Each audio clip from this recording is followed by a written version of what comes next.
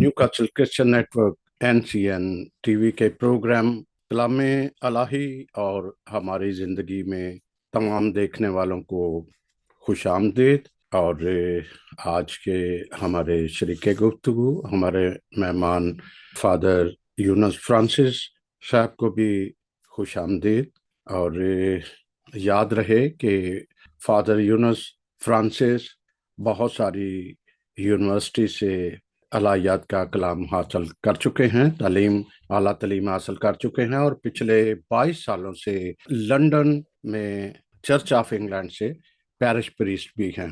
तो हम एक दफ़ा फिर फादर जी को खुश आमदीद कहते हैं। जी फादर जी, क्या हाल है? बिल्कुल ठीक ठाक। शुक्रिया सैमसन भाई, और बहुत शुक्रिया अपने प्रोग्राम में एक बार फिर दावत देने का, और इस कलाम इलाही प्रोग्राम के वसीले से दूसरों के साथ, अपने मसीह बहन भाइयों के साथ खुदा का कलाम जो है वो शेयर करने के लिए मैं आपका बहुत मशकूर हूँ। आप बहुत बड़ी खिदमत जो है ईमान के हवाले से कर रहे हैं, तो खुदावंद आपको बहुत सी बरकत से माला माल करे। जी नाजरीन, आज एक बहुत ही अहम मौजू पर हम गुफ्तगू करने जा रहे हैं। 7 सलीबी कलमात, लायाती और रूहानी तज्जिया। ये तकरीबन 12वीं सदी में शुरू हुआ था, 7 सलीबी कलमात, और इसको एक दस्तावेज की हैसियत हासिल है। तो बात करेंगे हम फादर जी से कि ये आखिरी जो अल्फाज होते हैं, या जैसे भी कई दफा होता है, हमारे अपने भी ऐसा ही होता है कि माँ ने की क्या सी मरदे हम्म, हैं, या अब्बे ने की क्या सी, जी वो ताहयात, वो बातें जो हैं ऐसी याद रखी जाती हैं। और जीसस क्राइस्ट की जो आखिरी कलमात हैं उनको 7 उसमें डिवाइड किया हुआ है। तो फादर जी, इसकी क्या हैसियत क्या है, या इसके किस मनाजर में या तनाजर में लिया जाता है? जी जैसे सैमसन भाई आपने कहा कि हमारे जो है हमारे जिंदगी का अहम हिस्सा है कि जब हमारे अजीज हमसे जुदा होने वाले होते हैं, तो वो आखिरी वक्त में काफी हदायत या नसीहतें करते हैं। तो किसी भी शख्स के आखिरी या अलविदाई अल्फाज नहायत अहमियत के हामिल होते हैं। उनमें हमें रहनुमाई, हदायत, नसीहत या हौसला अफजाई का आंसर मिलता है। और जो अल्फाज जो कोई भी कहता है, उस शख्स की ईमानी और रूहानी जिंदगी की झलक नजर आती है हमें उन अल्फाज में। जितना भी कोई शख्स खुदा के करीब होगा, जितना ज्यादा करीब होगा, वो ईमान के हवाले से भी हमें नसीहत या मशवरे देगा। जी आखिरी अल्फाज किसी भी शख्स के जो है बहुत बेशकीमत, ईमान अफरोज और जिंदगी बख्श होते हैं, और अक्सर औकात हमारी जिंदगियों पर अनमिट नकूश छोड़ जाते हैं। तो इस लिहाज से हम कह सकते हैं कि आखिरी अल्फाज की बहुत अहमियत होती है। और इसी तरह खुदावंद यीशु मसीह के आखिरी कलमात या आखिरी अल्फाज जो हैं वो हमारे लिए बहुत अहमियत के हामिल हैं। तो इस लिहाज से हम कह सकते हैं कि जब भी हम तो उससे हमारे ईमानों को तकवीत मिलती है, हमारी रूहानी जिंदगी के लिए हमें उससे बहुत से पहलू मिलते हैं जिनसे हम पर ईमान के काफी भेद जो हैं वो आश्कारा होते हैं, और बहुत सी पेशनगोइयों की तकमील की निशानदही हमें मिलती है। जी, आज हमारा पहला कलमा है लूका 23 बाप और 34 आयत है। ए बाप, इन्हें माफ कर, क्योंकि ये नहीं जानते कि वो क्या कहते हैं। एक बड़ी इम्पोर्टेंट सी एक निचोड़ हमारी तालीम का है। इसमें हम देख रहे हैं कि ए बाप, इन्हें माफ कर। एक तो ये जोर है कि वो किसके लिए कह रहा है कि माफ कर, और अहमियत की हमारे मजहब में क्या अहमियत है? जी जिस तरह आपने कहा, खुदावंद यीशु मसीह का सलीब से कहा गया पहला कलमा हमें मुकद्दस लूका की इंजील उसका 26वां बाब और उसकी 34वीं आयत में मिलता है कि जब खुदावंद यीशु मसीह कहते हैं, اور یسوع نے کہا اے باپ انہیں معاف کر کیونکہ یہ نہیں جانتے کہ کیا کرتے ہیں۔ اس کلمے پر بات کرنے سے پہلے میں ایز انٹروڈکشن یا تعارف کے طور پر یہ بھی کہوں گا کلمات کے حوالے سے کہ اس میں کم سے کم ہمیں 5 باتیں جو ہیں وہ سیکھنے کو ملتی ہیں۔ پہلی بات کہ کلمات میں ہمیں نوشتوں کی تکمیل یا پیشنگوئیوں کے پورا ہونے کی مثال ملتی ہے۔ پھر اس کے ساتھ ہمیں الہی بھیدوں کی نشاندہی ہوتی ہے۔ اس کے ساتھ ہمیں ایمان کی سچائیاں جو ہیں ان کے بارے میں علم ہوتا ہے، اور اس کے بعد یسوع کی ذات کے بارے میں انکشافات، اس کی بشریت اور الوہیت کے بارے میں ہمیں سیکھنے کو ملتا ہے۔ تو اب میں آتا ہوں پہلے کلمے کی طرف، جو میں نے کہا کہ لوکا کی انجیل 23واں باب اس کی 34ویں آیت میں ہے۔ اس میں چند کلیدی الفاظ ہیں جن کو سمجھنا ہمارے لیے بہت ضروری ہے، اور ان کو سمجھ کر ہی ہم اس کلمے سے اپنی زندگیوں کے لیے اور اپنے ایمانوں کے لیے تقویت حاصل کر سکتے ہیں۔ روایتی طور پر اس کلمے کو معافی کا کلمہ کہا جاتا ہے، لیکن میرے خیال میں اسے ہم معافی کا کلمہ کہنے کے ساتھ ساتھ کلمہ مغفرت یا دعائے مغفرت بھی کہہ سکتے ہیں، اور اس میں ہمیں ایک پیشنگوئی بھی پوری ہوتی نظر آتی ہے۔ زیادہ تر کلمات ہم دیکھیں گے جیسے جیسے ہم آگے بڑھیں گے ان میں ہمیں نظر آئے گا کہ کسی نہ کسی طریقے سے پرانے عہد نامہ کی کوئی نہ کوئی پیشنگوئی ان میں پوری ہوتی ہے۔ تو اس کلمے میں بھی ایک پیشنگوئی پوری ہوتی ہے جو بظاہر ہمیں نظر نہیں آتی، لیکن جب ہم اس پر غور و خوض کرتے ہیں، دھیان کرتے ہیں، تو ایک پیشنگوئی اس میں ہمیں پوری نظر آتی ہے، جو اشعیاء نبی کی کتاب یا اشعیاء نبی کا صحیفہ اس کا 53 باب اور اس کی 12ویں آیت کا آخری حصہ ہے۔ اس میں لکھا ہے اس نے بہتوں کے گناہ اٹھا لیے اور خطا کاروں کے لیے شفاعت کی۔ اس نے بہتوں کے گناہ اٹھا لیے اور خطا کاروں کے لیے شفاعت کی، جسے انگلش میں کچھ یوں کہا گیا ہے کہ he made intercession for transgressors. He made intercession for transgressors. تو اس میں بھی ہمیں اشعیاء نبی کی ایک نوشتہ جو ہے وہ پورا ہوتا نظر آتا ہے کہ وہ صلیب پر بھی ہوتے ہوئے اس دکھ اور اذیت میں بھی دوسروں کے لیے، بدکاروں کے لیے، گنہگاروں کے لیے دعا کرتے ہیں۔ تو یہ نوشتہ پورا ہوتا ہے۔ اب ہم آتے ہیں آپ کے جو آپ نے مینشن کیا کہ اس میں اے باپ، تو اس میں 3 کلیدی الفاظ ہیں جنہیں سمجھنا ضروری ہے۔ پہلا اے باپ، دوسرا انہیں، ان سے کیا مراد ہے، اور تیسرا معاف کر۔ تو ان تینوں کے بارے میں مختصراً کچھ نہ کچھ بیان کروں گا۔ کلام مقدس میں خدا کی ذات اور اس کی صفات کو بیان کرنے کے لیے مختلف نام استعمال کیے گئے ہیں۔ بنی اسرائیل خدا کی ذات کے لیے مندرجہ ذیل نام استعمال کرتے ہیں، جیسے یہوہ، الوہیم، الشدائی، یہوہ یری، ادونائی یا سیولز۔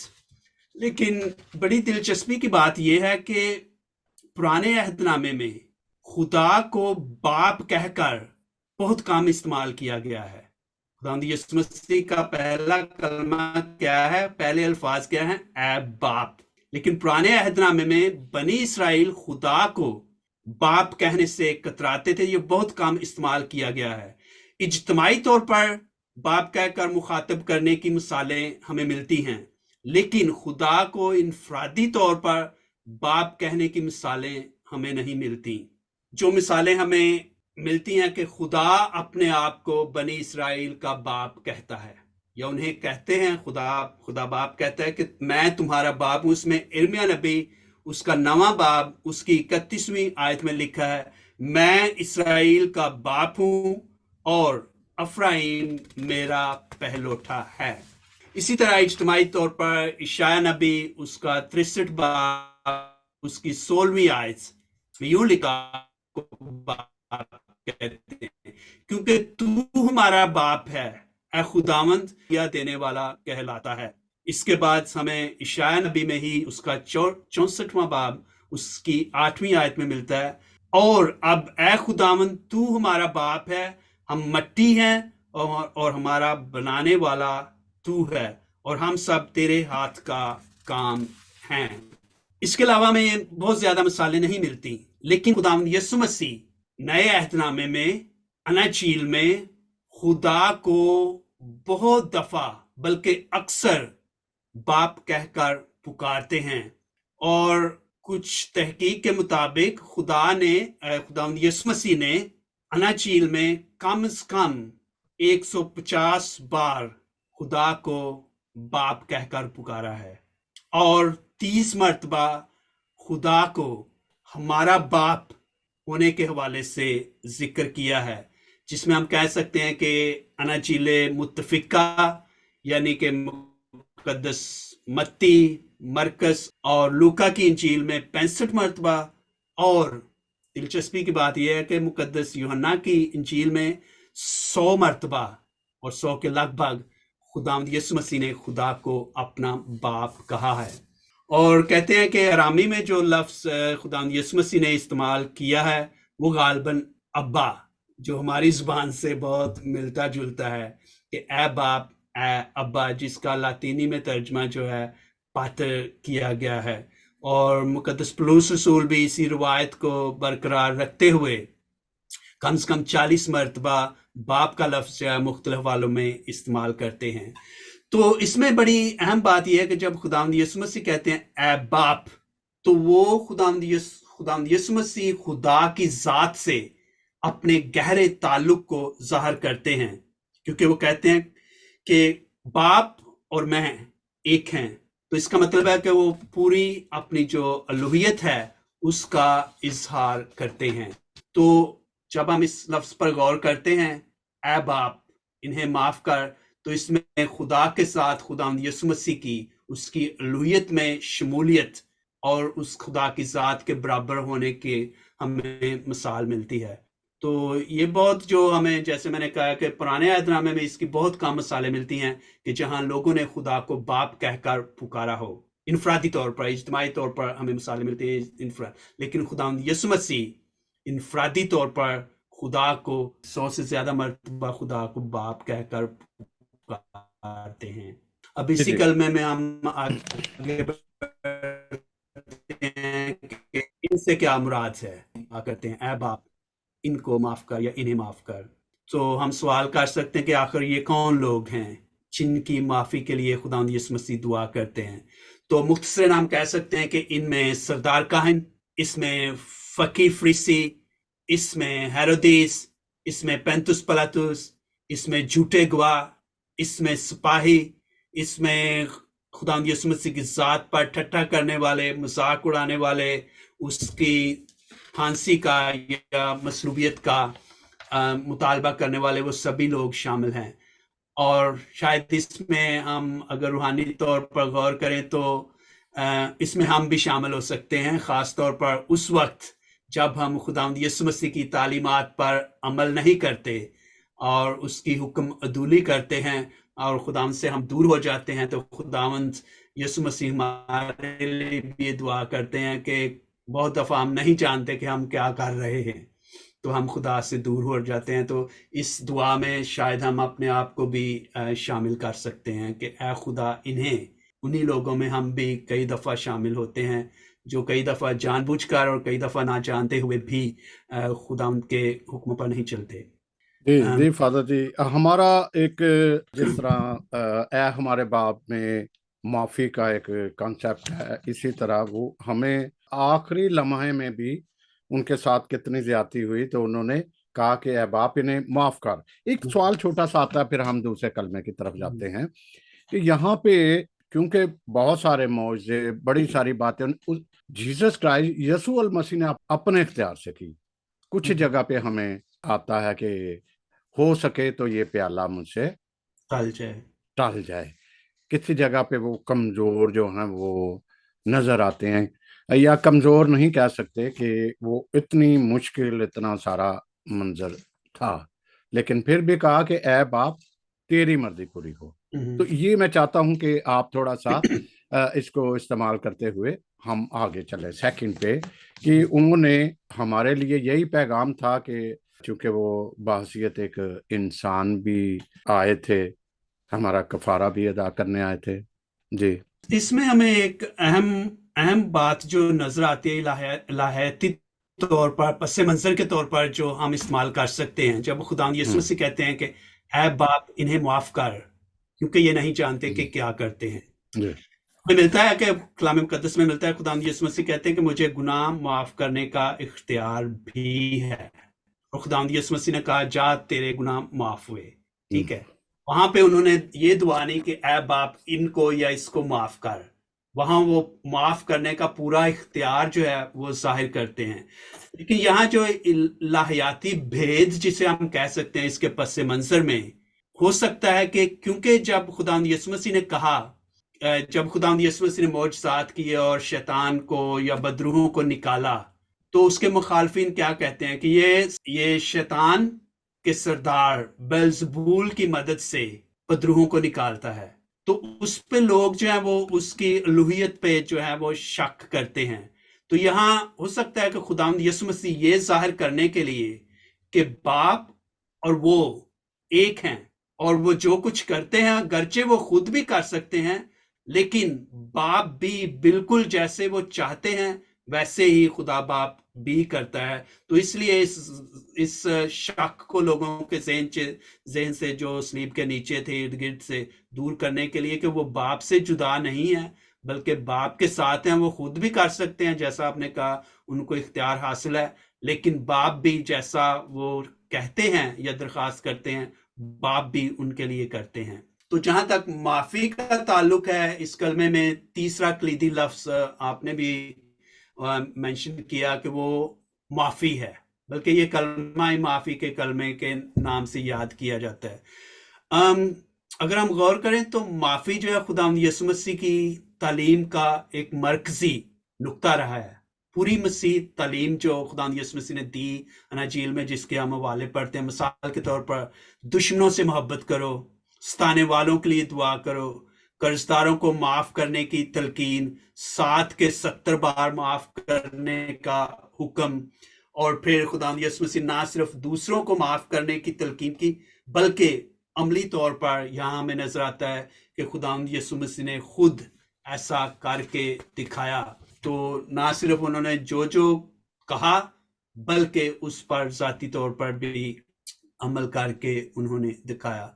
तो माफी का, जैसे माफी का ताल्लुक फिर खुदा यीशु मसीह खुद माफ करके हमें भी वैसी ही तलकीन करते हैं, और हमारे लिए एक एग्जाम्पल जो है, मिसाल देते हैं कि जिस तरह उन्होंने माफ किया उसी तरह हमें भी माफ करना चाहिए। सिर्फ एक हवाला मैं देता हूँ, बहुत से हवाले हैं। मरकस 11 बाब उसकी 25-26 आयत में लिखा है, और जब तुम दुआ के लिए खड़े होते हो, अगर किसी के खिलाफ कुछ दावा रखते हो तो माफ करो, ताकि तुम्हारा बाप जो आसमान पर है तुम्हारे गुनाह माफ करे, और अगर तुम माफ ना करोगे तो तुम्हारा बाप भी जो आसमान पर है तुम्हारे गुनाह माफ ना करेगा। फिर इसके अलावा हम देखते हैं कि दुआए रुबानी में आपने भी उसका जिक्र किया, और जिस तरह हम अपने कर्जदारों को बख्शते हैं तू हमारे कर्ज हमें बख्श। तो खुदा यीशु मसीह ना के जो कुछ उन्होंने कहा बल्कि अमली तौर पर भी यहाँ हमें मिसाल मिलती है कि उन्होंने वो सब कुछ करके दिखाया। तो हम आगे बढ़ते हैं दूसरे कलमे की तरफ, जिसे नजात का कलमा भी कहा जाता है, कि इसका है लूका 23 बाब 43 आयत, आज ही तू मेरे साथ फरदौस में होगा। जीसस क्राइस्ट के दाएं और बाएं दो डाकू भी सासली पर चढ़ाए गए थे, और एक ठट्ठा कर रहा था। एक ने सिर्फ ये कहा कि उसको झिड़क कर कहता है कि इसने तो कोई गुनाह नहीं किया, हमने तो गुनाह किया है जिसकी सजा भुगत रहे हैं। तो उसने कहा कि जब भी तू अपने जाए तो मुझे भी याद रखना। तो इसमें जो बड़े दावे से कहते हैं कि वो आज ही तू मेरे साथ फरदौस में होगा, पहले जी में वो सिफारिश कर रहे हैं, दूसरे में हम्म, वो इख्तियार की बात कर रहे हैं, जी जी और फिर निजात की बात कर रहे हैं। तो हम्म, इस पे रोशनी डालिएगा। मैं आगे ये पूछना चाह रहा हूँ कि ये 3 दिन कह रहे हैं कि वो पताल में गए, वहां पे बरगश्ता रूहों के लिए उन्होंने बपतिस्मा दिया या उनको तौबा की नौबत आई। ये दोनों को अगर इकट्ठा करेंगे तो हम अपने सातों कलमात को जल्द समेट सकेंगे। जी। दूसरे कलमे में भी चंद कलीदी अल्फाज हैं जो जिनका मैं जिक्र करना चाहता हूँ, और हम अक्सर अवकाश जो दूसरा लफ्ज है उसी पर ज्यादा जोर देते हैं इस कलमे का। जैसे मैं तुझसे सच कहता हूँ आज ही तू मेरे साथ फिरदौस में होगा। तो मैं थोड़ा सा जो है ना वो बात करना चाहता हूँ, मैं तुझसे सच कहता हूँ इसके बारे में, क्योंकि ये बहुत अहम अहम 3 लफ्ज हैं। तुझसे सच कहता हूँ या सच कहता हूँ, ये अल्फाज। तो इसके बारे में हमें मिलता है कि ये 3 अल्फाज सच कहता हूँ नहायत अहमियत के हामिल हैं। इनके मानी और मफहूम को समझना हमारे लिए बहुत ज़रूरी है। और अगर आप इंजीले मुकद्दस का मुताला करें तो खुदावंद यीशु मसीह का एक आम ज़बान में हम क्या कहते हैं कि तकिए कलाम। तो एक तरह से यूं लगता है जैसे खुदावंद यीशु मसीह का ये तकिया कलाम था, लेकिन वो उस वक्त ये अल्फाज इस्तेमाल करते हैं जब वो किसी गहरे भेद की तरफ निशानदही करते हैं। तो वो कहते हैं कि मैं तुमसे सच कहता हूं। और कम से कम ये अनाचील में इन 3 अल्फाज का जिक्र हमें 76 मरतबा मिलता है। 76 टाइम्स, 76 मरतबा खुदावंद यीशु मसीह ने यूं कहकर कुछ लोगों से, कुछ अपने शागिर्दों से खिताब किया, मैं तुमसे सच कहता हूं या सच सच कहता हूं। मैं 2-3 मिसालें आपको देना चाहता हूं। जैसे मैंने कहा बहुत से वाले हैं, आप लोग उनको पढ़ सकते हैं। मत्ती 11:11 उसमें लिखा है जो औरतों से पैदा हुए, मैं तुमसे सच कहता हूं जो औरतों से पैदा हुए उनमें से यूहन्ना इस्तबागी से बड़ा कोई जाहिर नहीं हुआ। मैं तुमसे सच कहता हूं बहुत से नबी और रास्तबाज आरज़ूमंद थे कि तुम जो देखते हो देखें पर ना देखा। मैं तुमसे सच कहता हूं अगर तुम ना फिरो और छोटे बच्चों की मानिंद ना बनो तो आसमान की बादशाही में हरगिज दाखिल ना होगे। मैं तुमसे सच कहता हूं कि जब कोई असर नौ पैदा ना हो वो खुदा की बादशाही देख नहीं सकता। मैं तुमसे सच कहता हूं कि जब तक पानी और रूह से पैदा ना हो वो खुदा की बादशाही में दाखिल नहीं हो सकता। मैं तुमसे सच कहता हूं जो ईमान लाता है वो हमेशा की जिंदगी रखता है। मेरे पास बहुत से और हवाले हैं, मैं नहीं वो दूंगा, लेकिन ये सिर्फ जाहिर करने के लिए कि खुदावंद यीशु मसीह जब भी कहते हैं कि मैं सच कहता हूं तो वो एक बहुत बड़ी हकीकत या भेद, ईमानी भेद की तरफ वो इशारा कहते हैं।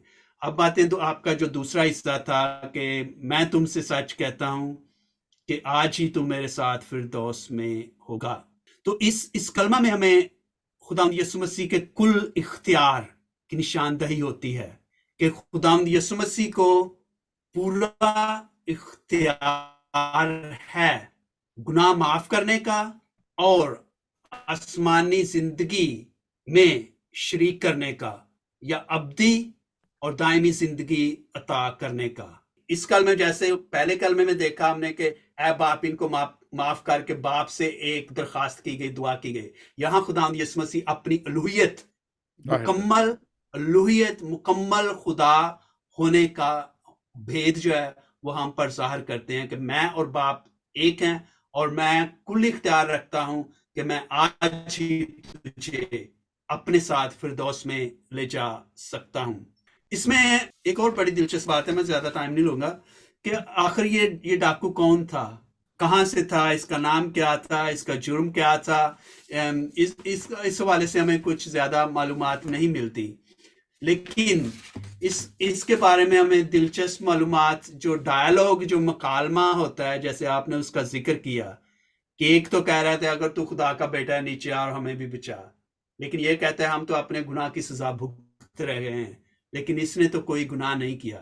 इसमें हमें बड़ी अहम बात यह मिलती है कि चाहे वो शख्स कोई भी था या उसका जुर्म कुछ भी था, लेकिन आखिरी वक्त में वो खुदावंद यीशु मसीह को कबूल करता है, उसकी तालीम को कबूल करता है, और यूं लगता है जैसे उसने खुदावंद यीशु मसीह की तालीम اور معجزات کے ذکر کے بارے میں سن رکھا تھا، اور اس کو یہ بھی اندازہ تھا کہ یہ ایک دن بادشاہ ہوگا، اس کی بادشاہت قائم ہوگی، ورنہ وہ کیوں کہتا کہ جب تو اپنی بادشاہی میں آئے تو مجھے بھی یاد کرنا۔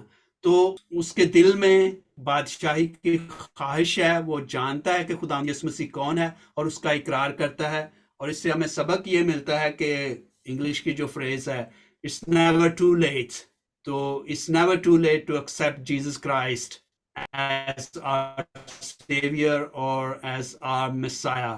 اور خدا کے گھر میں ہر وقت ہمارے لیے توبہ کے اور معافی کے دروازے جو ہیں کھلے رہتے ہیں، جس طرح یہ شخص یا یہ ڈاکو یا بد کردار اپنی زندگی کے آخری لمحات میں خداوند یسوع مسیح پر ایمان لاتا ہے، پشیمان ہوتا ہے، توبہ کرتا ہے اور اسے اپنا مسیحا اور نجات دہندہ مانتا ہے، تو آسمان کی بادشاہی کے دروازے اس کے لیے کھل جاتے ہیں۔ جی، اسی لیے کہتے ہیں کہ وہ ہر کسی کی توبہ تک کی نوبت چاہتا ہے، اور یہ ایک بڑا ایک بھید ہے کہ وہ اسے کیسے علم ہو گیا کہ جب تو بادشاہی میں جائے گا، جب تو اپنی بادشاہی میں جائے گا، کیونکہ یہ آخری لمحات تھے، بالکل جی آخری پوائنٹ آف ڈیتھ کہہ لیں یا اس کا نیئر ٹو ڈیتھ، بالکل ان کو پتا تھا کہ موت واقعہ ہو جانی ہے یا موت قریب ہے، پھر بھی وہ کہتے ہیں کہ جب تو اپنی بادشاہی میں جائے تو مجھے یاد رکھنا۔ یہ اس کی ایک تبدیلی، ایک کنورژن کہہ لیں یا ہاں جی، تو اس طرح ایک الہی بید ہیں جو ہمارے سامنے عیاں ہوتے ہیں، ہمیں موقع ملتا ہے۔ تیسرے مقام کی طرف بڑھتے ہیں جس میں ایک بڑا پھر اور بڑا ذمہ داری کا کہتے ہیں یہ بید ہے۔ یہ یوحنا 19 باب ہے، 26 اور 27 آیت ہے۔ اس نے اپنی ماں سے کہا، اے عورت یہ تمہارا، اور دیکھ یہ تیری ماں ہے، یہ تیرا بیٹا، یہ تمہاری ماں ہے۔ بہت سارے ایسے آتے ہیں کہ اس نے جی اپنی ماں کو عورت کہا، اے عورت کہا، پہلے بھی ایک کانا گلیل کے موضع میں بھی کہا کہ اے عورت۔ تو میں دو کٹھے سوال اس لیے جوڑوں گا فادر جی کہ آپ آگے بڑھیں گے۔ تو ایک تو کہ ماں مریم کی ذمہ داری جو ہے وہ اپنے پیارے شاگرد کو دیتا ہے۔ وہ پیارا شاگرد ہمیں کیسے پتا چلتا ہے کہ پیارا شاگرد کون ہے، اور پھر ضرورت کیوں پیش آئی جب ہم کہتے ہیں جی اس کے اور بھی بہن بھائی تھے، یا ڈیفینڈ کرنے کے لیے کچھ اور بھی لفظ کرتے ہیں، لیکن اس وقت ہمیں یہ دیکھنا کہ انہوں نے اپنی ماں کو دوسروں کے اپنے جو پیارا بیٹا تھا اس کو سونپا کہ یہ تیری ماں ہے۔ جی، اے خاتون دیکھ تیرا بیٹا، یا اے عورت دیکھ تیرا بیٹا، اور پھر شاگرد سے کہا دیکھ تیری ماں۔ اس کلمے کو ہم پیار و محبت، رشتے اور تعلق، ذمہ داری، وفاداری، عزت و تکریم، دوستی نبھانے کا یا قربہ پروری کا کلمہ بھی کہہ سکتے ہیں۔ جو سوال آپ نے کہا کہ اے عورت یا اے خاتون کیوں کہا، اور کانا گلیل کے معجزے میں بھی خداوند یسوع مسیح نے کہا، کچھ لوگ کہتے ہیں کہ شاید اس میں اتنا عزت و تکریم جو ہے وہ نہیں پائی جاتی، بلکہ ایک بیگانہ پن، پرایا پن اس میں نظر آتا ہے۔ لیکن یونانی میں جو لفظ استعمال کیا گیا ہے اس میں پرائے پن کا یا دوری کا احساس نہیں، بلکہ اس میں عزت و تکریم کے معنی ہی پائے جاتے ہیں۔ اور جیسے کہ اکثر لوگ کہتے ہیں محترمہ، انگلش میں کہتے ہیں مین یا میڈم، تو اس میں عزت و تکریم کے معنی ہی پائے جاتے ہیں۔ دوسری جو تشریح کچھ لوگ جو تھیولوجنز جو ہیں وہ کرتے ہیں، وہ کہتے ہیں جب عورت کا لفظ ہم سنتے ہیں اے عورت، تو یہ ہمیں پیدائش کی کتاب یا تکوین کی کتاب اس کا 3 باب اس کی 15ویں آیت کی طرف ایک اشارہ ہے، جس میں لکھا ہوا ہے کہ میں تیرے اور عورت کے درمیان عداوت ڈالوں گا، بلکہ تیری نسل اور عورت کی نسل کے درمیان وہ تیرے سر کو کچلے گی۔ تو ایک حساب سے دو عورتیں جو ہیں یا عورت کا لفظ جو ہے، ایک اشارہ اس عورت کی جانب، حوا کی جانب، جس نے خداوند کی حکم عدولی کی، اس کے حکم کو توڑا اور ہلاکت اور موت کا باعث بنی۔ یہاں جو عورت ہمیں ملتی ہے وہ عورت وفادار، وہ کامل، وہ مستقل مزاج، وہ ایمان کی مثال، اور یہاں سلیب کے نیچے کھڑی ہمیں قربانی کی مثال نظر آتی ہے۔ تو ایک تو تجزیہ یہ کیا جاتا ہے کہ جب عورت کہا جاتا ہے تو اس کے پیچھے جو الہی جو بھید ہے وہ ہمیں یاد دلاتا ہے مقدسہ مریم کی اہمیت کے بارے میں، اس کے ایمان کے بارے میں، اس کی شخصیت کے بارے میں۔ پھر اگر ہم پوری آیت کو پڑھیں تو اس میں یسوع نے اپنی ماں کو اور اس شاگرد کو جسے یسوع پیار کرتا تھا پاس کھڑے دیکھا اور اپنی ماں سے کہا، اے عورت دیکھ تیرا بیٹا۔ اس میں بھی بڑی ایک دلچسپ بات ہے، ہمیں پورے اس کے کانٹیکسٹ یا سیاق و سباق کو سمجھنے کے لیے پوری آیت کا پڑھنا بہت ضروری ہے۔ یعنی کہ یسوع نے اپنی ماں کو اور اس شاگرد کو جسے وہ پیار کرتا تھا، آخر وہ کون شاگرد تھا جسے یسوع پیار کرتا تھا؟ یہ بڑی دلچسپ بات ہے۔ اس میں ہمیں ملتا ہے کہ انجیل مقدس میں اور خاص طور پر یوحنا کی انجیل میں مقدس یوحنا کہیں بھی اپنے آپ کو یوحنا کے نام سے مخاطب نہیں کرتے، بلکہ کم سے کم 4 مثالیں ایسی ہیں جن میں صرف یہی لکھا ہوا ہے، اور جسے یسوع پیار کرتا تھا۔ اس میں آخری کھانے کے موقع پر ہم جانتے ہیں کہ اور وہ شاگرد جو خداوند یسوع مسیح کے نزدیک اور جسے یسوع پیار کرتا تھا۔ پھر سلیب کے نیچے ہم دیکھتے ہیں جیسے ہم نے یہ حوالہ پڑھا۔ پھر اس کے بعد ہم 20ویں اور 21ویں باب میں، یوحنا کے 20ویں اور 21ویں باب میں ہم پڑھتے ہیں مریم مجدلی شمعون پترس اور دوسرے شاگرد کے پاس دوڑی آئی جسے یسوع پیار کرتا تھا۔ یہ جب خداوند یسوع مسیح کے جھوٹنے کے بعد، اور پھر انجام پطرس اور یوحنا کی پیشنگوئی کے بارے میں بھی، ان کی موت کی پیشنگوئی کے بارے میں بھی ہم پڑھتے ہیں۔ اس میں ہمیں ملتا ہے کہ خداوند یسوع مسیح اور یوحنا ان کا بہت خاص تعلق تھا۔ ایک طرف سے تو رشتہ دار بھی تھے، کزنز تھے ایک دوسرے کے، لیکن اس کے علاوہ شاگرد ہونے کے ساتھ ساتھ خداوند یسوع مسیح کا یوحنا کے ساتھ بہت گہرا تعلق تھا۔ تو اس سے ہمیں یہ ملتا ہے کہ آخر پھر یوحنا کے حوالے ہی کیوں کیا؟ کچھ لوگ جیسے کہتے ہیں اس کے دوسرے بہن بھائی بھی شاید ہوں، جن کا ہمیں بائبل مقدس میں تو اتنا کلیئر جو ہے وہ نہیں ملتا کہ بایولوجیکلی خداوند یسوع مسیح کے بہن بھائی تھے۔ مقدسہ مریم کے حوالے سے، مقدسہ مریم کی ذات کے حوالے سے خداوند یسوع مسیح مقدسہ مریم کے اکلوتے بیٹے تھے۔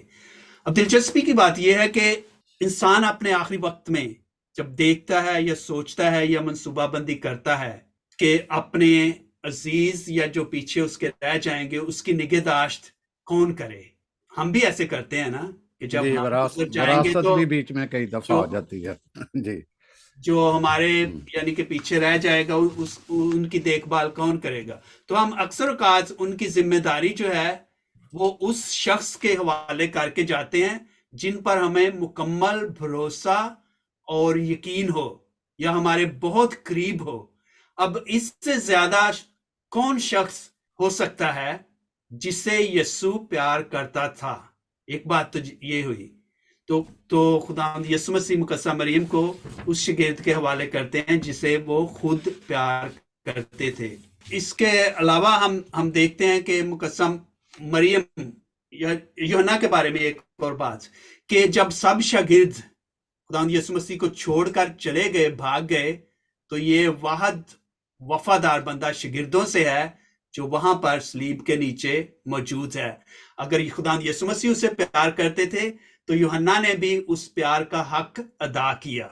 وہ دوسروں کی طرح چھوڑ کر بھاگا نہیں یا گیا نہیں، بلکہ آخری وقت تک وہاں پر قائم رہا۔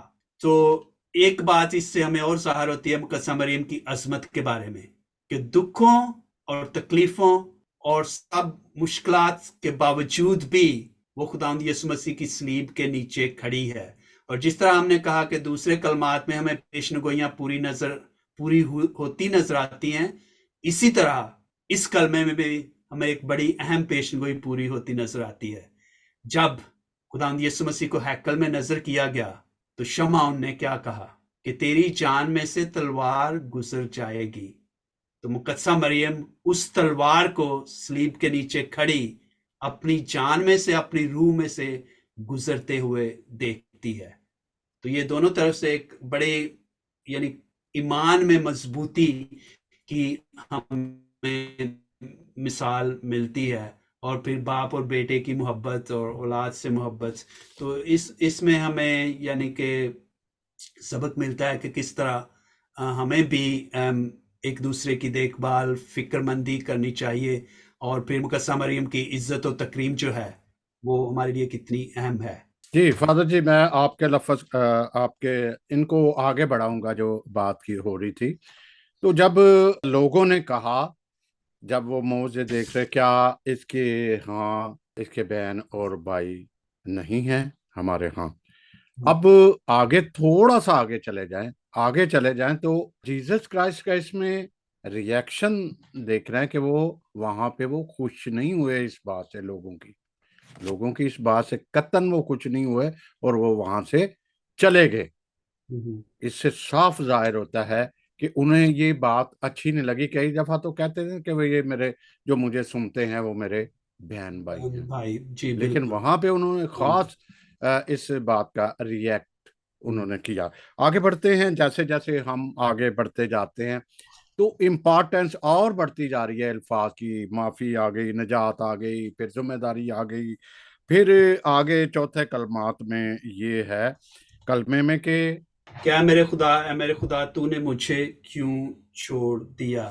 تو یہاں سوال یہ پیدا ہوتا ہے کہ لفظ یہاں بھی انہوں نے اے خدا کا لفظ یوز کیا، تو نے مجھے کیوں چھوڑ دیا۔ وہاں پہ وہ کمزور کچھ دکھائی دے رہے ہیں۔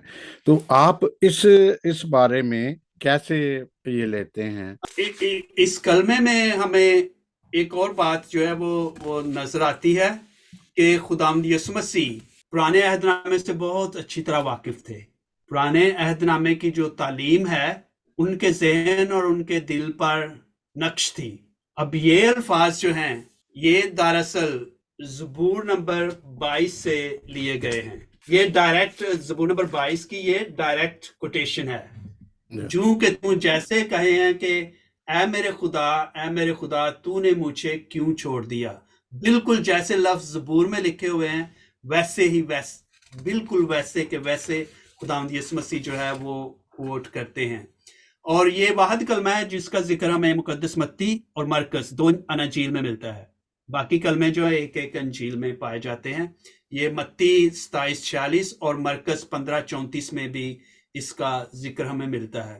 ایک اور دلچسپی کی بات جو جنرل نالج کی ہے وہ یہ ہے کہ اناجیل میں گو کہ جب خداوند یسوع مسیح کے دور میں ارامی زبان بولی جاتی تھی کافی جگہ پہ، اور کچھ لوگ کہتے ہیں خداوند یسوع مسیح بھی ارامی زبان ہی بولتے تھے، لیکن اناجیل میں ہمیں صرف 2 لفظ ملتے ہیں جہاں پہ ہمیں وہ ارامی لفظ جو ہیں وہ اناجیل میں ملتے ہیں۔ ایک یہاں پہ جو ہم نے پڑھا ہے ایلی ایلی یا ایلائی ایلائی لما سبقتانی، ایلی ایلی لما سبقتانی، جس کا مطلب ہے اے میرے خدا، اے میرے خدا، تو نے مجھے کیوں چھوڑ دیا۔ اور دوسرے تالیتا کمی۔ اکثر اوقات ہم سمجھتے ہیں کہ یہ کلمہ شکوے اور شکایت کا کلمہ ہے کہ خداوند یسوع مسیح اپنے خدا سے یا باپ سے، اگرچہ باپ کا لفظ یہاں استعمال نہیں ہوا، کہ وہ خدا سے شکوہ کر رہے ہیں کہ تو نے مجھے کیوں چھوڑ دیا۔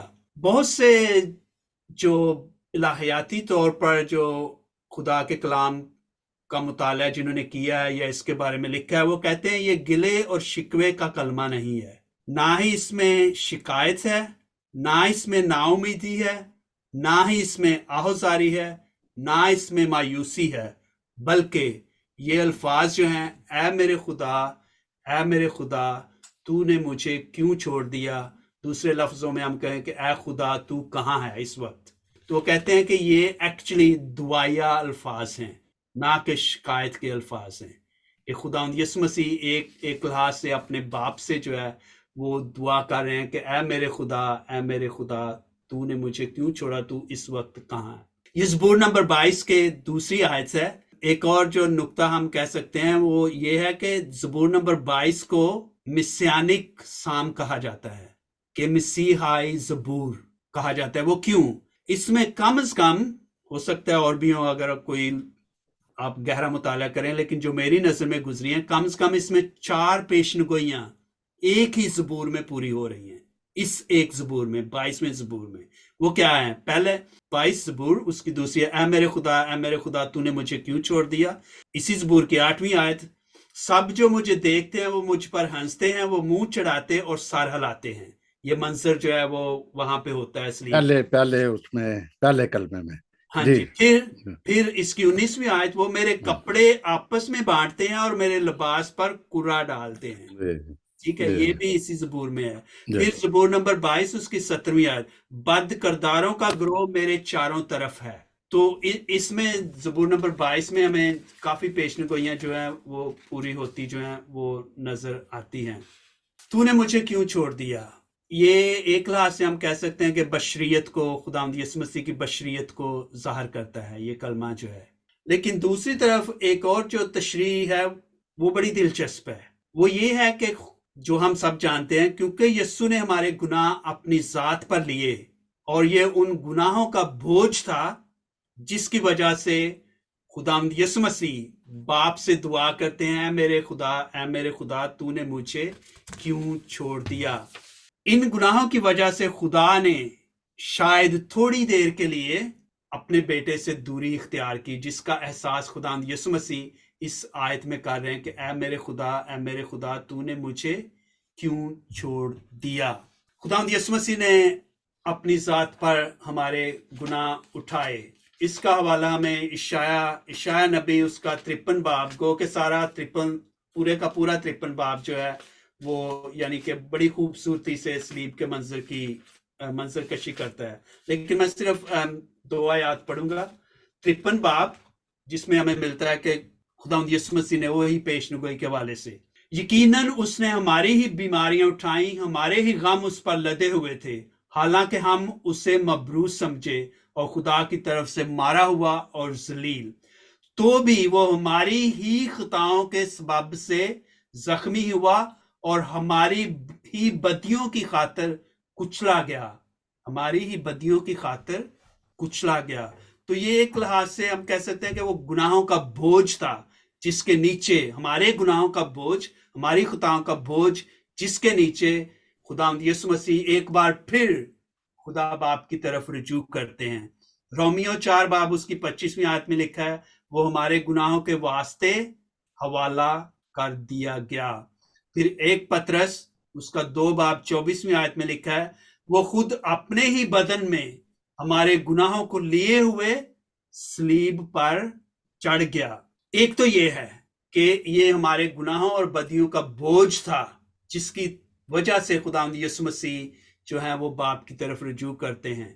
ایک اور بڑی دلچسپ آیت ہے، اس کے علاوہ بھی آیتیں لیکن جو مجھے بہت اچھی لگی ہے، اور کیونکہ ٹائم کی مناسبت سے میں صرف ایک ہی کوٹ کروں گا، کہ شاید کچھ اسکالرز کا خیال ہے کہ شاید خدا نے چند لمحوں کے لیے خدا بیٹے سے منہ موڑا، اس کی وجہ سے نہیں کہ اس کی اپنی کمزوری کی وجہ سے، بلکہ ہمارے گناہوں کی وجہ سے۔ کیوں؟ حبقوق نبی اس کا 1 باب اس کی 13ویں آیت میں لکھا ہے، بڑی خوبصورت آیت ہے، اس میں لکھا ہے چھوٹی سی، خدا کی طرف سے ہے، تیری آنکھیں ایسی پاک ہیں کہ تو بدی کو دیکھ نہیں سکتا، تیری آنکھیں ایسی پاک ہیں کہ تو بدی کو دیکھ نہیں سکتا۔ تو شاید یہ وہ لمحہ تھا جب خداوند یسوع مسیح نے ہمارے گناہ اپنی ذات پر اٹھائے ہوئے تھے، اور خدا باپ جو ہے وہ اتنی آنکھیں اس کی پاک ہیں کہ وہ ہماری بدی کو دیکھ نہیں سکا۔ تو یہ خداوند یسوع مسیح سے دوری نہیں ہے، بلکہ اس گناہ سے دوری ہے، اس بوجھ سے دوری تھی جو خدا دکھاتا ہے اس وقت۔ تو ایک اس کی جو ہے تشریح جو ہے یہ ہے۔ دوسرے ہم کہہ سکتے ہیں کہ جیسے ہم نے دوسرے کلمات کے بارے میں کہا کہ اس میں بھی ہمیں ایک لحاظ سے ایٹ فرسٹ سائٹ ہمیں خداوند یسوع مسیح کی بشریت جو ہے وہ ظاہر ہوتی ہے کہ اے خدا تو نے مجھے کیوں چھوڑ دیا۔ جی ناظرین، جیسے کہ ہم کہتے ہیں یا کہا جاتا ہے کہ پہلی 4 کلمے جو تھے وہ دوسروں کے لیے تھے، لیکن اب جو 5واں کلمہ ہے وہ اس کی اپنی ذات سے جڑا ہوا ہے۔ جیسے میں پیاسا ہوں، وہ پیرو بر کا خدا، وہ جو جھڑک دیتا تھا، پانی کو روک دیتا تھا، وہ کہتا ہے کہ مجھ سے پانی مانگو گے تو मैं तुम्हें वो पानी दूंगा, फिर तुम प्यासे नहीं रहोगे, जो सामरी औरत को कह रहा है। आज वो प्यासा है, या वो ऐसे भी कुदरत भी दिखा सकता था कि आसमान से बारिश आ जाती, उसकी प्यास बुझ जाती। लेकिन फादर जी, ये किस तरफ, वो कौन सी प्यास की बात कर रहे हैं, या हम कैसे इसको कह सकते हैं कि वो जो पानियों का भैरव का खुदा है, आज वो प्यासा है?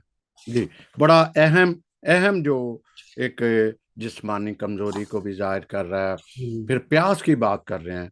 तो इसको हम किस तरीके से लेते हैं, ये प्यास को? जी, इसका जिक्र भी हमें यूहन्ना की इंजील में मिलता है। इसके बाद यीशु ने ये जानते हुए कि अब सब बातें तमाम हो चुकी हैं ताकि नविश्ता पूरा हो, कहा कि मैं प्यासा हूँ।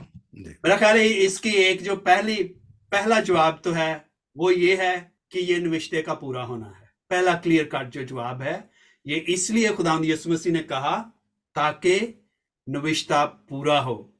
अब सवाल ये पैदा होता है कि वो कौन सा नविश्ता है जिसकी तरफ खुदावंद यीशु मसीह इशारा कर रहे हैं, कि कौन सा नविश्ता था जिसका पूरा होना था इस कलमा में, मैं प्यासा हूं। वो है ज़बूर नंबर 22, उसकी 15वीं और 16वीं आयत। 15वीं या 16वीं आयत, नंबरिंग कुछ बाइबल में डिफरेंट है। उसमें लिखा है ये, मेरा गला ठीकरे की तरह खुश्क हो गया है और मेरी जुबान मेरे तालू से चिपक गई है। तो ये प्यासा होने का मंजर है। एक जब आप प्यासे होते हैं तो ऐसा एहसास होता है कि मेरा गला ठीकरे की मानद खुश्क हो गया है और मेरी जुबान मेरे तालू से चिपक गई है। इसके बाद ज़बूर नंबर 69 उसकी 22वीं आयत में लिखा है, और उन्होंने मेरी खुराक में अंदराइन मिलाया और जब मैं प्यासा था तो मुझे सिरका पिलाया। तो ये है नविश्ता, ये है पेशनगोई जिसका खुदावंद यीशु मसीह कह रहे हैं। उसके बाद यीशु ने ये जानते हुए कि अब सब बातें तमाम हो चुकी ताकि नविश्ता पूरा हो, कहा कि मैं प्यासा हूं। तो ये हैं दो हवाले जिनका हम नविश्ते की रूह से हम कह सकते हैं। ये दूसरा ज़बूर जो आपने बताया, उसको जरा एक दफा हवाला रिपीट कीजिए। ज़बूर नंबर 69 जी, उसकी 22वीं आयत। अच्छा, इसमें एक तो हमने प्यास का किया, नविश्ता भी पूरा हुआ, लेकिन ये प्यास किस तरह की प्यास थी? अच्छा, उसके बाद उसके बारे में आते हैं। उससे पहले एक नुक्ता ये है कि एक तहकीक के मुताबिक, हमने नविश्ते की बात की ना पूरा होने की, एक तहकीक के मुताबिक खुदावंद यीशु मसीह के गतसमनी से लेकर कलवरी से होते हुए पूरे रास्ते में और फिर मसलूबियत तक, कहते हैं कम से कम पुराने अहदनामे की 24 पेशनगोइयां हैं जो पूरी होती हैं।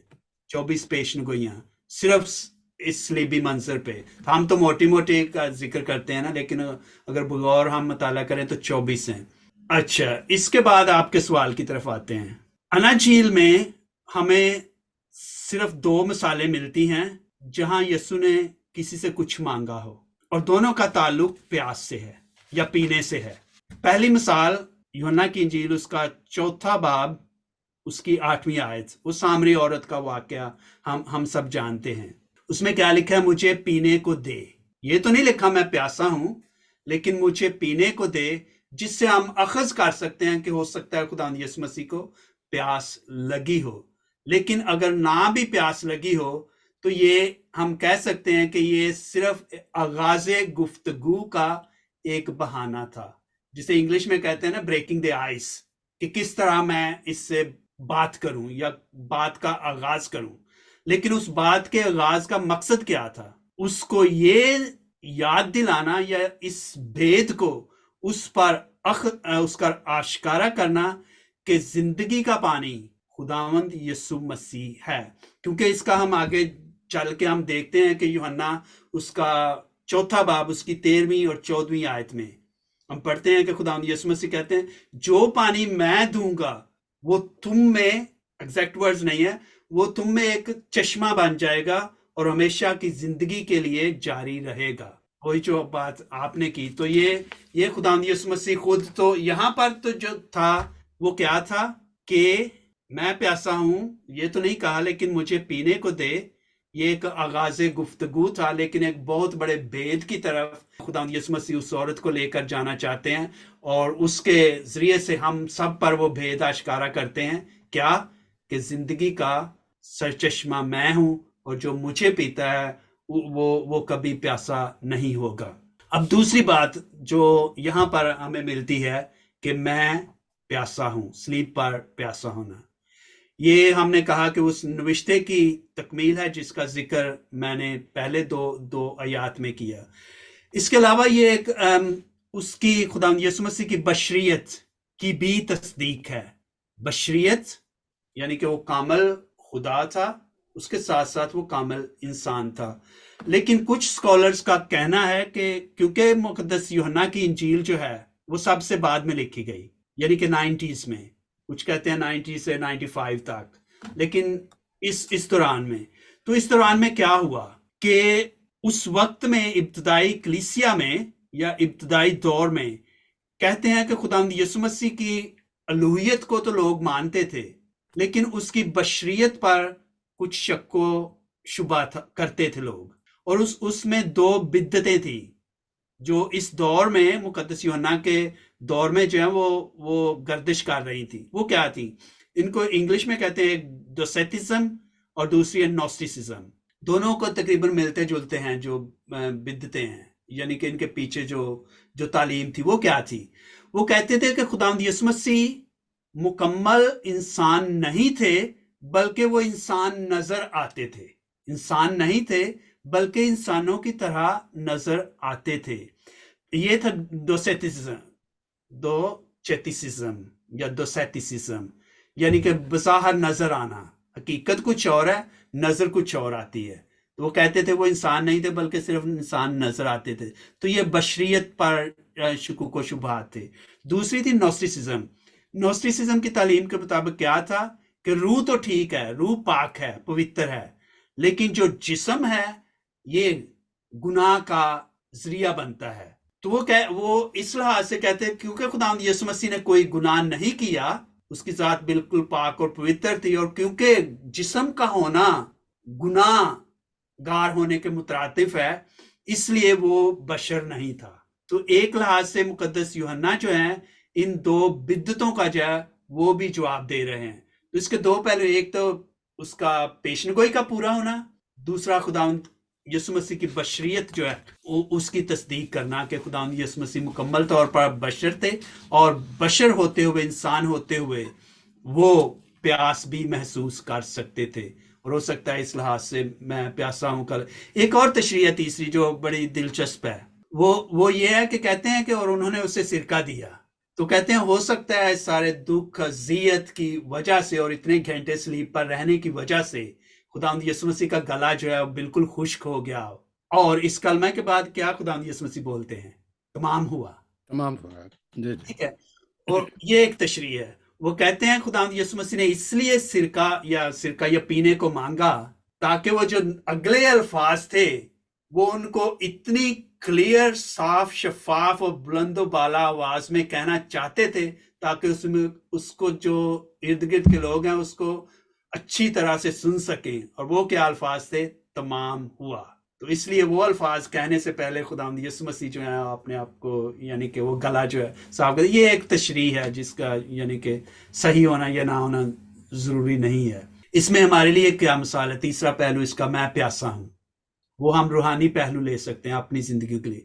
خداوند یسوع مسیح کہتے ہیں میں پیاسا ہوں تمہاری نجات کے لیے، میں پیاسا ہوں تمہاری روحوں کے لیے، میں پیاسا ہوں تمہارے دلوں کے لیے، یعنی کہ میرے دل میں یہ پیاس ہے کہ آپ لوگ میرے ماننے والے اس طرح زندگی گزاریں کہ ان کی روحیں جو ہیں ان سے جو زندگی کا سر چشمہ ہے وہ پھوٹے، اور وہ پھر کبھی پیاسے نہ ہوں۔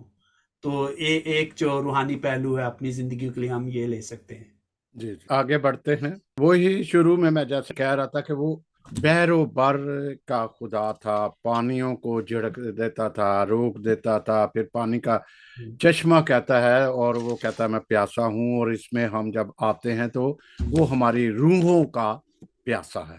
وہ چاہتا ہے کہ ہم اس کے حکموں پر، اس کے تعلیم پر عمل کریں۔ آگے بڑھتے ہیں، وہی جیسے तमाम हुआ। छठा कलमा उसको डिवाइड किया गया। यूहन्ना 19 बाब 30 आयत है। इसमें क्या तमाम होता हम देख रहे हैं, या वो क्यों कहते हैं कि तमाम हुआ, कि वो फिर अपनी रूह जो है आगे जाके चलता है कि ए बाप, मैं अपनी रूह तेरे हाथों में सौंपता हूँ। इनका आपस में एक गहरा ताल्लुक जी, बनता है। जी। बिल्कुल बिल्कुल बिल्कुल, बहुत गहरा ताल्लुक है, क्योंकि हम्म। तमाम होने के बाद ही खुदावंद यीशु मसीह जो है वो फिर आपके हाथों में अपनी रूह सौंपते हैं। तो इसमें सवाल ये पैदा होता है कि क्या तमाम हुआ, जैसे आपने कहा।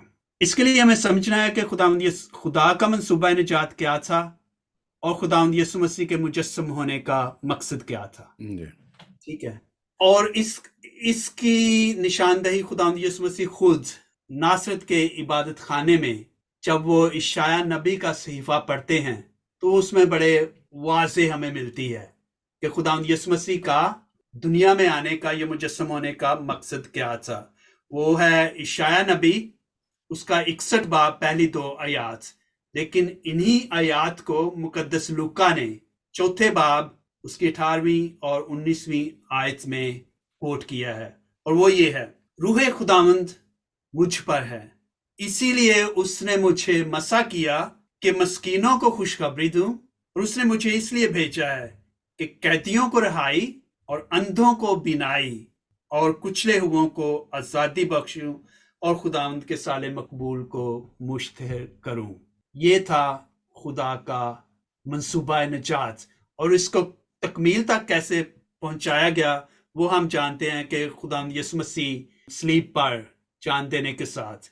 इसी को इस हवाले के साथ आगे हम देखते हैं कि मंसूबा निजात का एक और पहलू जिसको यूहन्ना 10:10 में बयान किया, मैं इसलिए आया हूं कि वो जिंदगी पाएं बल्कि कसरत से पाएं।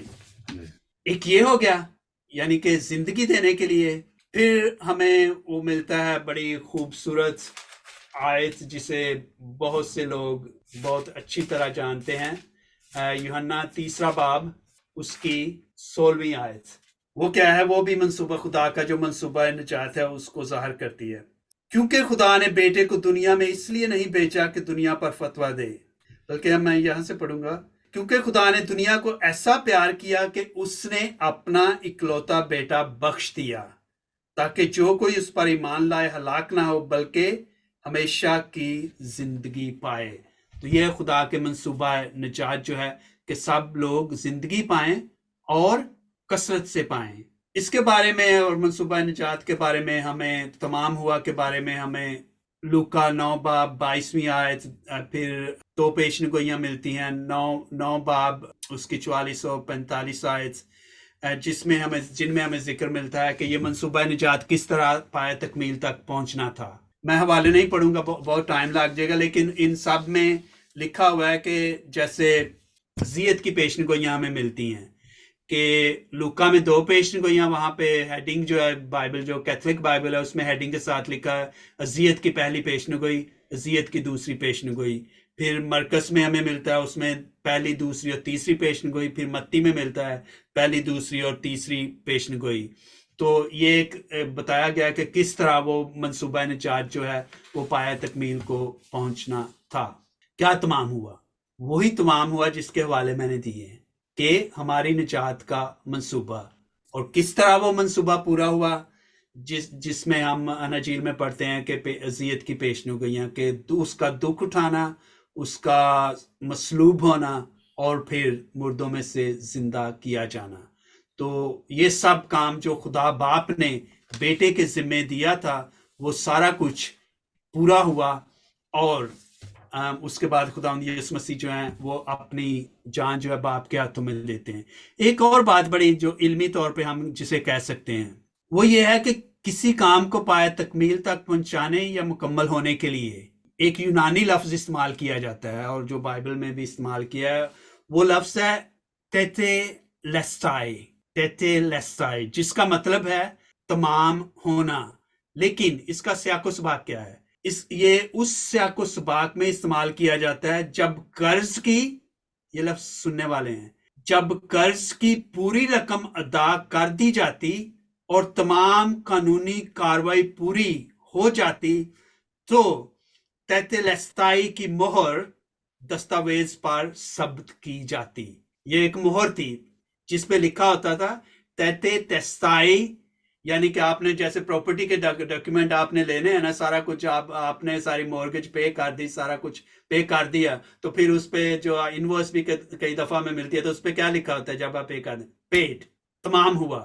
تو جو لفظ استعمال کیا جاتا تھا وہ تھا قرض ادا کرنے پر مہر ثبت ہونا کہ مکمل ہوگی، کاروائی مکمل ہوگی. اب اس میں کیا کاروائی مکمل ہوئی، کیا تمام ہوا کہ ہمارے قرض کے معنوں میں کہ جو ہمارے گناہوں کا قرض ہم پر تھا، ہماری جان پر تھا، وہ اس نے ادا کر دیا اور اس پہ مہر ثبت کر دی. وہ لفظ کہہ کے تیتلستائی مکمل ہوا، تمام ہوا، اب ہم آزاد ہیں. جی جی یہ ہے تمام ہوا. جی جی یہ بھی کہ اس نے ایک ہمارے گناہوں کا کفارہ ادا کیا، جو ہمارے گناہوں کی وجہ سے جنت کے دروازے ہمارے لیے بند ہو گئے تھے، اور انہوں نے وہ دروازے کھولے، یعنی کہ وہ ہمارا نجات دہندہ بن گیا. اور یہ ایک پلاننگ تھی کہ جی وہ بالکل ایک نجات دہندہ آئے گا جو ہمارے گناہوں کا کفارہ ادا کرے گا. تو آگے چلتے ہیں کہ 7واں آخری کلمہ بھی ہے جو انہوں نے صلیب پر اپنی جان دی. اے باپ، میں اپنی روح تیرے ہاتھوں میں سونپتا ہوں. لوکا 23 باپ اس کی 46 آیت ہے. اور یہ آخری اور تمام ہوا ان کا آپس میں ایک گہرا تعلق ہے، اور آخری کلمات کا تعلق ایک دوسرے سے جڑتا ہے. تو اس پہ میں اپنی روح تیرے ہاتھوں میں سونپتا ہوں. تو اس پر آپ کیا کہنا چاہیں گے؟ جی فاضل. ہم نے جیسے پہلے کلمات پہ بات کی ہے، اس میں ہم نے ذکر کیا کہ کس طرح خداوند یسوع مسیح نے جو الفاظ بولے وہ کس طرح خاص طور پر مزامیر میں پورے ہوئے. ہم نے ذکر کیا زبور نمبر 22 کا، زبور نمبر 31 کا، زبور نمبر 69 کا. تو اس میں بھی یہ الفاظ جو ہیں، اے باپ میں اپنی روح تیرے ہاتھوں میں سونپتا ہوں، یہ الفاظ بھی زبور سے لیے گئے ہیں. زبور نمبر 31 اس کی 6 آیت، اس میں لکھا ہے میں اپنی روح تیرے ہاتھوں میں سونپتا ہوں. لیکن یہاں کیا کیا خداوند یسوع مسیح نے؟ وہ آیت ہے صرف میں اپنی روح تیرے ہاتھوں میں سونپتا ہوں. خداوند یسوع مسیح نے ساتھ میں اے باپ، یہ الفاظ خداوند یسوع مسیح کے ہیں. باقی کی جو آیت ہے وہ زبور نمبر 31 کی 6 آیت ہے. تو یہاں بھی پھر خداوند یسوع مسیح کا اپنے باپ پر جو تعلق ہے خدا کی ذات سے، اپنے باپ کی ذات سے، اس کا اظہار ملتا ہے. لیکن ایک اور بڑی دلچسپی کی بات ہے اس کلمے میں، وہ یہ ہے کہ یہ آیت جو ہے یہ یہودی ایک روایت کے مطابق یہودی بیڈ ٹائم شمع، جس کو آپ کہہ سکتے ہیں کہ سونے سے پہلے کی دعا، جو یہودی ماں باپ اپنے بچوں کو سکھاتے تھے، یہ آیت اس دعا کا حصہ ہے. یہ آیت میں اپنی روح تیرے ہاتھوں میں سونپتا ہوں اس دعا کا حصہ ہے جو یہودی اپنے بچوں کو سکھایا کرتے تھے کہ سونے سے پہلے سب مل کر یہ دعا کریں. وہ دعا کچھ یوں تھی، میں نے ترجمہ کیا اس کا، اس کی لمبی ورژن بھی ہے، میں نے جو چھوٹی سی ہے جو اس کو صرف اس کا ترجمہ. سن اے اسرائیل، خداوند ہمارا خدا ایک ہے، سوتے جاگتے اس کی حمد ہو. میں سوتے جاگتے اپنی روح اس کے ہاتھوں میں سونپتا ہوں. خداوند میرا محافظ ہے، اس لیے مجھے کوئی خطرہ نہیں، وہی میرے جسم اور روح کا محافظ ہے. تو خداوند یسوع مسیح جب یہ آیت کوٹ کرتے ہیں زبور کی، تو وہ یہی ظاہر کرتے ہیں کہ باپ کا اور بیٹے کا آپس میں بہت گہرا تعلق ہے. اور پھر ہم کہہ سکتے ہیں کہ جیسے آپ نے بھی کہا کہ اس کا تعلق پچھلا جو کلمہ ہے تمام ہوا اس سے بھی بہت گہرا تعلق ہے، کہ وہ سب کچھ جو خدا باپ نے خدا بیٹے کے ذمے لگایا تھا وہ سارا کچھ پورا ہو گیا. اور اب خداوند یسوع مسیح، جیسے ہم انسانی طور پر کہتے ہیں کہ میں میرے سارے کام مکمل، اب میں بڑی خوشی سے اس دنیا کو خیر بات کہہ کے میں جا سکتا ہوں. اور وہ جو ہے روح جو ہے जो खुदा की रूह थी, वही रूह जो है वो मैं अब अपने बाप के पास वापस जा रहा हूँ, क्योंकि मेरा दुनिया में काम खत्म हो गया, इसलिए अब मैं बाप के पास वापस जा रहा हूँ। लेकिन इसमें एक बात जरूरी भी है, खुदावंद यीशु मसीह ने जमीनी काम जो था, मंसूबा था, उसको पूरा किया। अब उस मंसूबे को आगे बढ़ाने का काम जो है वो खुदावंद यीशु मसीह ने अपने शागिर्दों को, रसूलों को, अपने बरगजीदों को, अब उस पर ईमान लाने वालों को सुपुर्द किया है। अब ये हमारा काम है कि हम इस काम को कैसे आगे बढ़ाते हैं। जी जी जी, बहुत शुक्रिया नाजरीन। और मैं एक बात यहाँ मेरे ज़हन में आ रही थी इन सारी गुफ्तगू के दौरान, कि जब बनी इसराइल बुराइयों में पड़ जाते थे, खुदा से दूर हो जाते थे, तो खुदा भी जो है उनसे दूर हो जाता था। जब वो रजू लाते थे, जब तकलीफों में आते थे तो रजू लाते थे, फिर खुदा उनके साथ आता था। क्या आज का दौर जो है, जो हम एक तरह तरह की उस मुश्किलात में पड़ गए हैं, या काफ़ी सारा इस तरह से आजमाइशों में है, क्या ये जो हम उससे दूर हो गए हैं, जिसकी वजह से हम पे मुश्किलात होती हैं, तो जब हम उसकी तरफ रजू लाएंगे तो खुदा भी हमारे साथ होगा। और यकीनन आज का जो हमने एक इसका अलायाती और रूहानी तजज़िया किया है, उसका इस्तेफादा आपने ज़रूर किया होगा। तो आखिर में फादर जी, आप कुछ कहना चाहेंगे इसको वाइंड अप हम में? हम मैं इजाज़त एक लें जी जी। एक बात कर, वो आपकी बात से वो मुझे याद रहे थे, खुदावंद गुस्से में धीमा और सब्र में गनी है।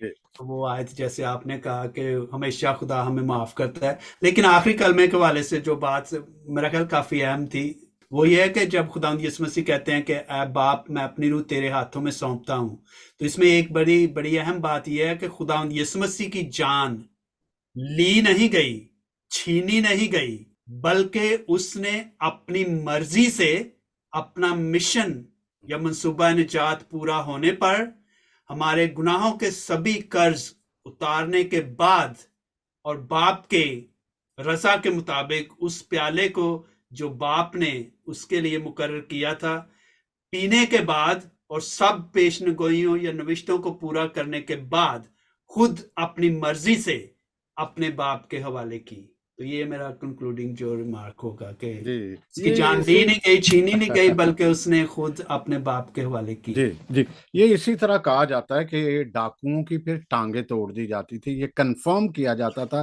कि इनकी डेथ अगर कोई रह गई जान, तो वो उससे मजीद जान उनकी ख़त्म हो जाए, लेकिन उनकी रजामंदी से उन्होंने अपनी रूह या अपना जो है वो खुदा के हवाले किया।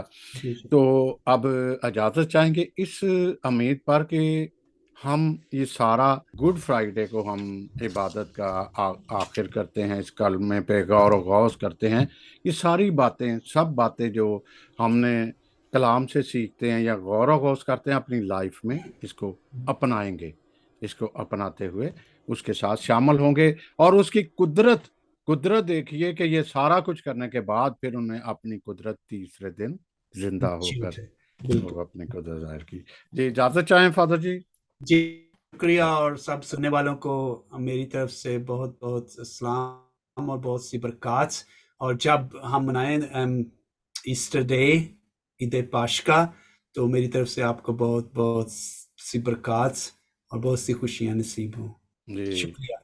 तो इसी तरह मैं भी एनसीएन टीवी की जानिब से आप तमाम को वक्त से पहले आपको हैप्पी ईस्टर भी कहूँगा।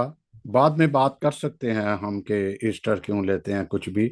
बहरहाल ये हमने एक गौर खौस किया, और खुदा आप सबको इन कलमात के वसीले से बरक़ात से नवाजे। बहुत शुक्रिया, थैंक यू बहुत शुक्रिया भाई। टेक केयर, जी। God bless, bye bye. हाँ जी, God bless you, God bless.